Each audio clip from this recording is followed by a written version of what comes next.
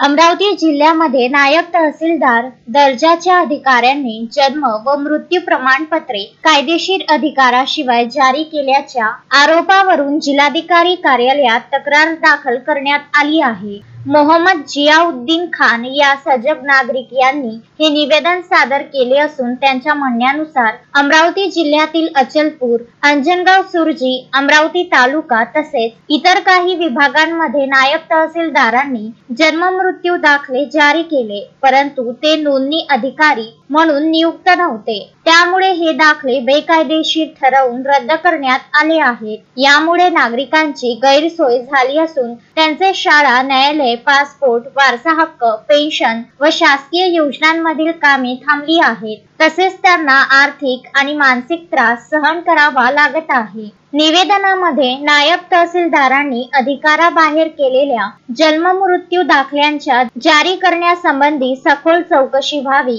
रद्द झालेले दाखले अमान्य ठरवून सक्षम नोंदणी अधिकाऱ्यांमार्फत वैध दाखले पुन्हा जारी करावेत, पीडित नागरिकांना वेळेत नुकसान भरपाई मिळावी, संबंधित अधिकाऱ्यांवर प्रशासकीय कारवाई करून भविष्यात अनियमितता टाळावी, अशा प्रमुख मागण्या निवेदनात करण्यात आल्या आहेत। या प्रकरणाची दखल घेऊन महसूल विभागाने अमरावती जिल्ह्यात मोठ्या संख्येने नायब तहसीलदारांनी जारी केलेले जन्म मृत्यू प्रमाणपत्र रद्द करण्याची कारवाई यापूर्वीच केली आहे। ॲडव्होकेट जियाउद्दीन खान, आम्ही आता जिल्हाधिकारी साहेबांना एक निवेदन दिलेलं आहे, प्रतिवेदन दिलेलं आहे जन्म मृत्यू दाखल्यावर। त्याचं हेडिंग असं आहे की नायब तहसीलदार यांनी कायदेशीर अधिकाराशिवाय जन्म मृत्यू दाखले जारी केल्याबाबत चौकशी करावी, त्याच्यात दुरुस्ती करावी व पीडित नागरिकांना नुकसान भरपाई देण्याबाबत आम्ही निवेदन दिलेलं आहे। कारण असं आहे की जे कायद्याप्रमाणे पहिले कायदा स्पष्ट होता की जे सर्टिफिकेट आहे, जन्म दाखले आहे, मृत्यू दाखले आहे, ते तहसीलदारच्या कमी दर्जाच्या कोणत्याही अधिकाऱ्याने निर्गमित केले नाही पाहिजे। आता ते जर प्रशासनची चूक आहे किंवा प्रशासन मधून कोणी ऑफिसर गेलाय, तो लेमॅनला माहित थोडी आहे की तो तिथं बसलेला व्यक्ती अधिकार ठेवते किंवा नाही ठेवत।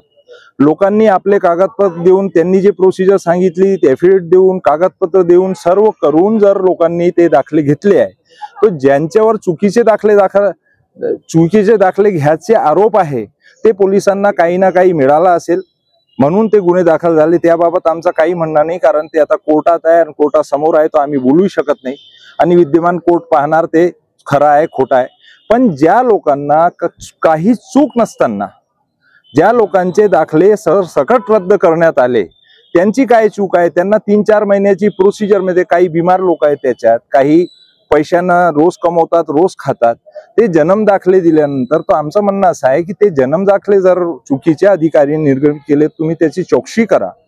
चौकशी केली असेल आणि ते डॉक्युमेंट बरोबर असेल तर मग त्यांना त्रास न देता जे अधिकारी आहे, व्यवस्थित ज्यांना अधिकार आहे, त्या लोकांना बोलून कागदपत्र तुमच्याच ऑफिसमध्ये आहे जे त्यांनी दाखल केलेले आहे at the time of receiving the birth certificate, जे दाखले ते जे कागदपत्र त्यांनी दिले ते कागदपत्र व्हेरीफाय करावा आणि त्यांना त्याच कागदपत्राला व्हेरीफाय करून जर काही नवीन कागदपत्र पाहिजे ते मागावे आणि तेच जन्म दाखले व्हेरीफाईड करून त्यांना देऊन द्यावे।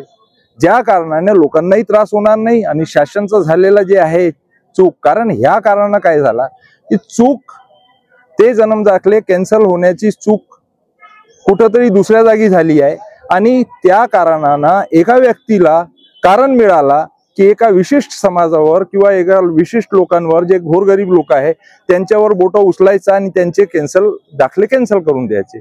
पण दाखले कॅन्सल करण्याचं कारण फक्त इतकंच आहे की ते अधिकार नसताना नायब तहसीलदारांनी दिलेला आहे, असं निवेदन आम्ही दिलं। शोएब खान, विदर्भ न्यूज, अमरावती।